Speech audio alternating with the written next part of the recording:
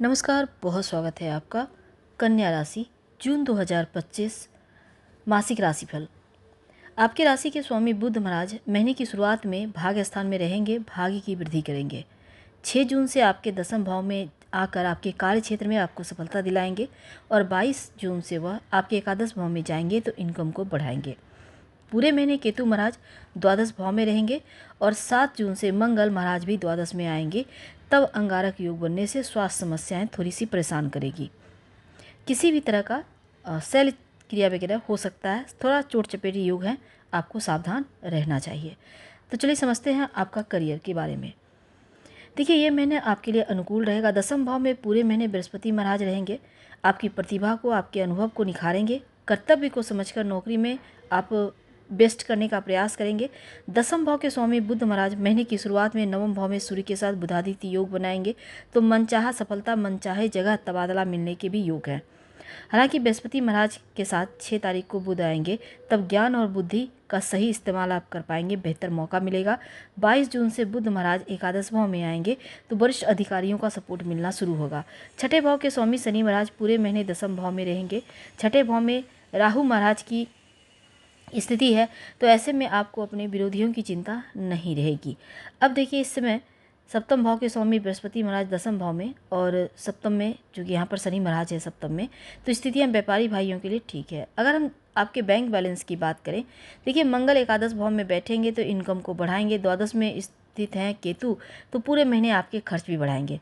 यानी धन तो आएगा पर अप्रत्याशित रूप से खर्च होगा, कहाँ हो रहा है आपको पता नहीं चलेगा, यानी धन का दबाव रहेगा। नवम भाव में महीने की शुरुआत में सूर्य बुध है। अब अष्टम भाव की में जो है शुक्र हैं, तो थोड़े खर्चे भी बढ़ा रहे हैं, लेकिन कहीं ना कहीं से पूरे महीने धन आएगा। द्वादश भाव में केतु हैं, शारीरिक समस्या वगैरह दे सकते हैं, अपना ख्याल रखिएगा और पूरे महीने धन संचय की प्रवृत्ति को बढ़ाइए। दसम भाव में बृहस्पति महाराज बैठकर दूसरे भाव को देखेंगे तो धन संचित करने में आपकी मदद करेंगे। अनुभवी लोगों की सलाह पर आप अच्छे जगह धन को इन्वेस्ट कर सकते हैं। स्वास्थ्य की बात करते हैं। देखिए, अष्टम भाव में शुक्र हैं, पूरे महीने 29 जून तक आपके स्वास्थ्य में समस्या देंगे। राहु महाराज छठे भाव में, शारीरिक समस्या हल्की फुल्की रहेंगी, लेकिन द्वादश भाव में जो केतु हैं वो मुश्किलें बढ़ा रहे हैं।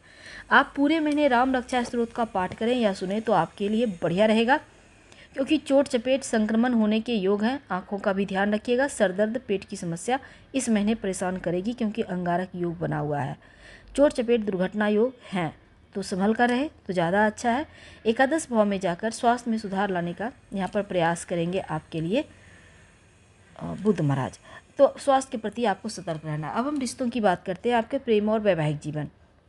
देखिए, शुरुआत में प्रेम जीवन में थोड़ी परेशानी है, क्योंकि एकादश भाव से दृष्टि प्रेम संबंधों में मंगल का थोड़ा तनाव देगा।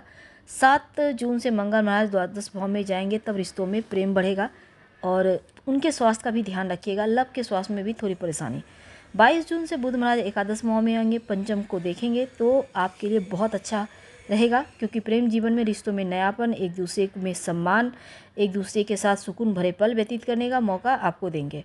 अब अगर हम वैवाहिक जीवन की बात करें तो जो गुरु बृहस्पति है सप्तम भाव के स्वामी, आपके दसम भाव में रहेंगे।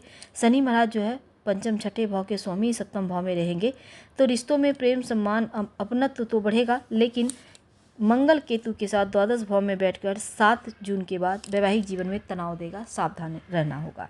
भगवान सूर्य को प्रणाम करें, जल दें, 1 लोटा जल में 1 चुटकी हल्दी डालकर। पारिवारिक जीवन की बात करते हैं तो अपनों का सपोर्ट आपको मिलेगा, अपनत्व तो बढ़ेगा और शुरुआत में हल्के फुल्के कलह क्लेश हैं, लेकिन 7 जून से स्थिति आपके फेवर में आता दिखेगा। खासकर घर का कोई युवा सदस्य विदेश यात्रा कर सकता है। उपाय कीजिए। हम आपसे विदा लेंगे। धन्यवाद।